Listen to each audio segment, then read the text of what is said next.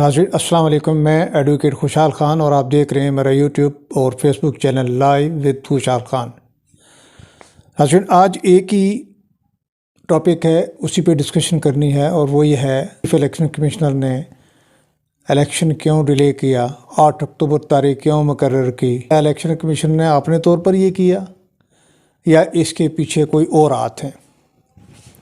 क्या election commissioner ये कर सकता था, उसके इख्तियारात थे या उसकी ज़रूरत थी? अगर इख्तियारात नहीं थे तो उसकी अपनी ज़रूरत थी कि वो ये कर सकता था कि इलेक्शन डिले किए हैं 8 अक्टूबर तक।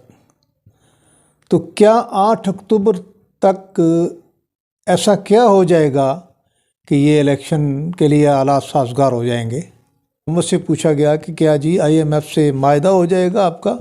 उन्होंने बोला जी कोई गारंटी नहीं है, कुछ नहीं कह सकते कि मायदा हो सकता है या नहीं। अभी तक IMF से कोई पॉजिटिव रिप्लाई नहीं है, ऐसा कुछ नहीं IMF ने बताया कि वो देने वाले हैं। अभी स्टाफ लेवल का मायदा भी नहीं हो सका, अप्रूवल तो बहुत दूर की बात है। ये मैंने पिछले व्लॉग में भी आपको बताया था कि इनको कर्जा मिलेगा ही नहीं। उसके बाद देखा गया कि क्या जी महंगाई कम हो जाएगी? नहीं जी, उसकी भी कोई गारंटी नहीं है। और महंगाई इस वक्त अगर आप देखें इन हुकूमत के अपने आदाद व शुमार के मुताबिक 46.56% महंगाई बढ़ चुकी है, यानी इंतहाई ख़तरनाक हद तक। तो आप ये बताइएगा कि अक्टूबर तक महंगाई बढ़ेगी या कम हो जाएगी? अब पहले तो ये क्लेम किया करते थे कि जी हम हालात कंट्रोल कर लेंगे अगर हमें साल मिले, कहना भी छोड़ दिया है तो अब तो हो ही नहीं सकता। पहले तो दावे करते थे, झूठे करते थे लेकिन करते थे, अब वो दावे भी छोड़ दिए इन्होंने। चीफ इलेक्शन कमिश्नर है, ये किस तरह से दे सकता है, ये डेट कैसे दे सकता है? इसके इख्तियारात ही नहीं है। एक्सटेंड कर दे डेट, क्या इसने खुद दी है? क्या इतने बेवकूफ़ है आवाम नहीं समझते? इसको हुक्म हुआ है कि तुम ये डेट दो, और हुक्म देने वाला कौन है? आप सब जानते हैं कि हुक्म देने वाले कौन सी ताकतवर हल्के होते हैं यहाँ पर। राजा सिकंदर को चीफ इलेक्शन कमिश्नर लगाया किसने था? अब वही हुक्म दे रहे और वो हुक्म माना उन्होंने, वरना ये हुकूमत की भी हुक्म नहीं मानना था इसने।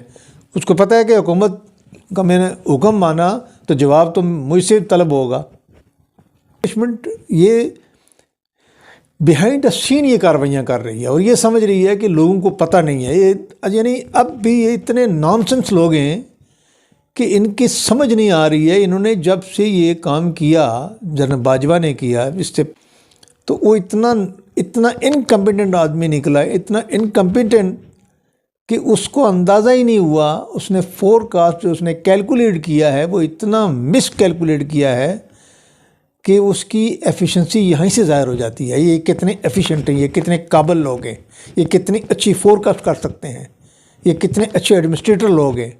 या तुम्हें तो ये तो अंदाज़ा तो इसका तो करना चाहिए था कि पाकिस्तान आर्मी जिस पर आंखें बंद करके कौम एतमाद करती थी, इसकी इज़्ज़त थी कौम की नज़रों में, फ़ख्र करती थी कौम पाकिस्तान आर्मी पर, आज आर्मी पर उंगली उठा रहे हैं। हालांकि आर्मी का कसूर नहीं है, कसूर तो सिर्फ तुम्हारा है अकेले का, ये एक दो और होंगे तुम्हारे चमचे। किसी भी एंगल से देखा जाए तो तुम्हारी इस बेअक्ली का, बाजवा की इस बेअक्ली का कोई जवाब नहीं है। यानी इस कदर वो खुद जाके बैठ गया है बाहर, अपने अरबों रुपये कमा के बैठ गया है। अमेरिका अपने जो उसका आका था उसका हुक्म बजा लाया उसने, माल जो कमाया है वो खाएगा, एंजॉय करेगा। लेकिन याद रखना इस कौम की 22 करोड़ अवाम की बददुआएं इसको लगेंगी और ये पागल हो जाएगा, अपनी ज़िंदगी में पागल होगा। ये अभी पागल होना शुरू हो गया, नीम पागल तकरीबन हो गया है। उसके जो बयानात आ रहे हैं ना वो पागलों जैसे ही आ रहे हैं। अब वो नया चीफ देखें, आपने आपको पीछे रखना है न्यूट्रल साबित करने के लिए। ये किस तरह से छपा सकते हैं आजकल? अब देखें, जब बिजनेसमैन से इन्होंने ख़िताब किया, चीफ साहब ने जब गए हैं नए आर्मी चीफ ने, आसम मनीर साहब ने, तो वहाँ पर इसाक डार को बुलवा के साथ लेके गए कि जी हाँ आप मेरे साथ। क्या ये इस चीफ को पता नहीं है यही इसाक डार है, ये फ्राडिया नुसरबाजिया, ये जिसने नवाज शरीफ के ख़िलाफ़ वादा माफ़ गवाह बना और उसने 42 पेज का एफिडेविट दिया जिसने चेक नंबर, उसकी डेट, कहाँ से ड्रा हुआ, कहाँ उसको मनी लॉन्ड्रिंग जब की, उस सिलसिले में पूरी डिटेल इसने दी। और काजी फैमिली के साथ इसने कैसे फ्रॉड किया, उनसे पासपोर्ट लिए और इस तरह से उसने मनी लॉन्ड्रिंग की उसके ऊपर। ये आर्मी चीफ को नहीं पता क्या? इसको नहीं पता कि कितना बड़ा फ्रॉडिया है ये, कितना बड़ा नौसरबाज है ये?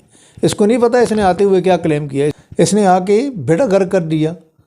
और याद रखना, ये चीज़ याद रखना, ये इस मुल्क का बेड़ा गर्क करने आया है। ये इस मुल्क को वहाँ तक पहुँचाएगा। इसका मकसद कुछ और है। इसका मकसद नवाज़ शरीफ अच्छी तरह समझता है, राना सनाद समझता है और मरीम नवाज़ समझती है। मरीम नवाज़ ने तो यहाँ तक कह दिया है कि हम अपनी सियासत मुल्क की खातर कुर्बान नहीं कर सकते। यानी सियासत मुल्क से आगे हो गई है अभी। ये तो उसने ओपनली कह दिया है, सब दुनिया जानती है। और उसने ये भी कह दिया है कि इमरान खान तो मारा जा सकता है। जो उस पर काफ़ी सारे हल्के जो है ना वो बड़े हैरान और परेशान हैं कि इस औरत ने, इस गंद औरत ने क्या बकवास कर दी है ये, कि इमरान खान को जी यानी उसको हटाया जा सकता है। ये टीवी शो पे मंसूर अली खान को इंटरव्यू देते हुए इसने ये बात की है। राना सनावला तो ओपनली कह रहा है कि इसका सर को चलना है। तो दरअसल इसको, इमरान खान को ये चाहते हैं कि इलेक्शन के डिले, कुछ ना कुछ डिले करें तो हो सकता है कोई पॉसिबिलिटी बने कि हम इमरान खान से जान छुड़ा सकें, इसको रास्ता से हटा सकें। और नाज़रीन, ये जब इन्होंने हमला कराया तो इनकी जो स्क्रिप्ट लिखा था, जो बंदे से बयानात दिलाए थे कातिल से जिसने गोलियां चलाई थी, वो तो साफ जाहिर कर रहा था। उसने बयान ही ऐसा दिया कि जी मैंने मार दिया। ये स्क्रिप्ट उससे रटाया हुआ था, तुमने ये कहना है। वो नाकाम हुआ हमला। दूसरा प्लान ये तैयार किया था कि इसको मरवाना है हर हाल में। ये इसको कहते हैं IED, इम्प्रोवाइज्ड एक्सप्लोसिव डिवाइस, उससे मारना था। जैसे बेनज़ीर को जैसे हमला किया था, जो बेनज़ीर पर, वो उस तरह का हमला करना था। लेकिन चूँकि वो लंबा पीरियड हो गया, उसके 4 गोलियां लग गई, इमरान खान को इलाज कराना पड़ा, तो पीरियड लंबा हो गया। तो अब यहाँ तक कि उन्होंने घर पे हमला करने की कोशिश की। फिर घर में उन्होंने शीशे भी बुलेट प्रूफ लगाए, वहाँ पर सिक्योरिटी सख्त कर दी, तो ये इस तरह से बच गया। खैर, मारने वाले से बचाने वाला बड़ा होता है। ज़िंदगी और मौत तो अल्लाह के हाथ में है, ये तो साबित हो गया।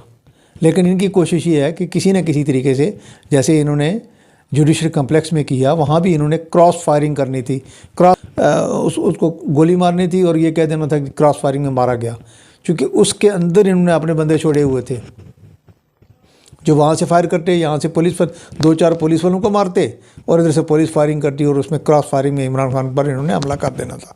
उसको गोली मारनी थी, उसको मार देना था, जो इनका प्लान था।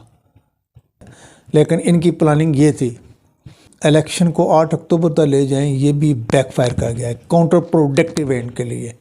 ये इनके लिए वबाल जान बन गया। ये भी आप देख लेंगे चंद दिनों के बाद कि उसके क्या रिजल्ट्स आते हैं, वो भी बैकफायर करेगा।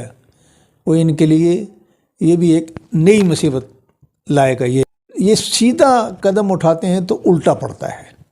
ये कुदरत के फैसले हैं, कुदरत ने अपने नरगे में ले लिया है इनको। अभी इनको सबक सिखाएगी कुदरत। इमरान खान ने क्या सिखाना है, कुदरत सिखा रही है। कभी देखें, शहबाज शरीफ ने आटा देने की कोशिश की, मुफ्त आटा, 10 किलो का थैला मुफ्त देने की, चले रिलीफ ही सही, मान लिया। वो आटा इतना सब स्टैंडर्ड है और 7 लोग इस वक्त तक मर चुके हैं, कुचल के मर चुके हैं। ये इनकी एडमिनिस्ट्रेशन है कि ये किस तरह से उनको, यानी अब ये सारा तसर पूरी दुनिया में गया, पाकिस्तान में भी गया, कि लोगों की तजलील भी की, उनको कैसे जलील व ख्वार किया और उनको किस तरह से मारा।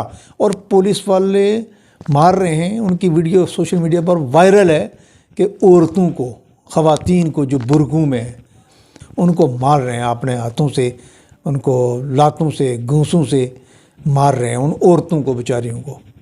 उनके खामद कहीं मजदूरी करने गए होंगे, आई होंगी बेचारी कि चलो कुछ रिलीफ मिल जाए, आटा ले आए 10 किलो ही सही। तो उनके साथ इन्होंने क्या ट्रीट किया। अगर कोई और मुल्क होता तो इस वक्त तक कितना शोर होता। लेकिन पाकिस्तान में कौन पूछता है, ऐसे जुल्म तो डेली होते हैं, ये तो आम सी बात है, यहाँ तो नॉर्मल लिया जाता है। तो ये जुल्म कितना, देखें, ये सीधा काम करते हैं तो उसका रिज़ल्ट उल्टा आता है, वो दिखाई उल्टा देता है। ये कुदरत के काम है, लेकिन ये नहीं समझेंगे। कुदरत कि काम समझने के लिए ईमानदार होना ज़रूरी है, और ये बेईमान है, ये क्रिमिनल है। क्रिमिनल को ये बातें समझ से दूर हैं, बहुत दूर हैं। ये नहीं समझ सकते कि कुदरत के फ़ैसले भी कुछ होते हैं, क्योंकि ये क्रिमिनल है। इनके दिमाग में सिर्फ क्रिमिनल एक्ट नज़र आता है कि किस तरह से हम क्राइम करें, क्योंकि ये करते ही क्राइम आए हैं। ये जब से इन्होंने सियासत शुरू की है, इन्होंने हमें अक्टूबर उन्होंने डेट दी, इसका मकसद क्या है इसके पीछे। इनकी देखें, इनकी क्रिमिनोलॉजी देखें, कितने मास्टर हैं ये क्रिमिनोलॉजी में ये, लेकिन बेवकूफ़ हैं। क्रिमिनल कितना भी मास्टर हो, कितना भी चालाक हो, वह होता क्रिमिनल है, क्योंकि गलत करना होता है ना, तो वो बेवकूफ़ आदमी कर सकता है, अक्लमंद तो नहीं कर सकता। इनका मकसद ये है कि आर्मी चीफ़ तो हमारा अपना है जी, हमने बना लिया है, मायदा हुआ है लंदन में आर्मी चीफ़ से कि जी नवाज शरीफ को लाएगा वापस, और इमरान खान की सियासत को ख़त्म करना है, उसकी पार्टी को भी ख़त्म करना है। और उसके इनका मकसद पहले तो ये है कि इमरान खान को रास्ते से हटाया जाए या नायल करा दिया जाए, कुछ भी किया जाए, जो नई क़यादत आए PTI की उसके साथ मायदा किया जाए, और फिर नवाज शरीफ के रास्ते में हमवार हो जाएँ और वापस आए वो सियासत में हिस्सा ले, क्योंकि नए आर्मी चीफ़ की अपॉइंटमेंट जो हुई है इस कंडीशन पे हुई है। और इसके अलावा काजी फ़ायज़ ईसा, इसको ये अपना समझते हैं जज को, अताब बंदयाल रिटायर हो जाएंगे और काजी फ़ायज़ ईसा जज बन जाएंगे। तो ये इनका मतलब ये है कि वो उनसे रिलीफ मिल जाएगा और यूँ वो आ जाएंगे। इनकी क्रिमिनल मेंटालिटी ये है। इस वक्त जो सूरत हाल है, ये बेवकूफ़, ये नॉनसेंस इनके दिमागों में घूसा भरा हुआ है, ये समझ नहीं रहे हैं। इस वक्त इदारों के अंदर, पुलिस, लॉ इन्फोर्समेंट एजेंसीज़ के अंदर भी थक चुके हैं वो, उनमें सबवर्शन पैदा हो रही है। पब्लिक में तो सबवर्शन पैदा हो चुकी है। एक अजीम शान उमड़ आया था समुद्र लोगों का, इनकी रुकावटों के बावजूद, कंटेनरों के बावजूद, खौफ और रास के बावजूद, गिरफ्तारियों के बावजूद, मुकदमों के बावजूद, एक अजीम शान एक शो इमरान खान ने कल कर दिया। ये 3 लोग हैं, नवाज़ शरीफ, मरीम नवाज़ और राना सनाउल्लाह। ये गिदड़ की मौत आए तो वो गांव की तरफ भागता है। ये जितनी हरकतें कर रहे हैं, ये वही वाले गांव की तरफ भागते आ रहे हैं।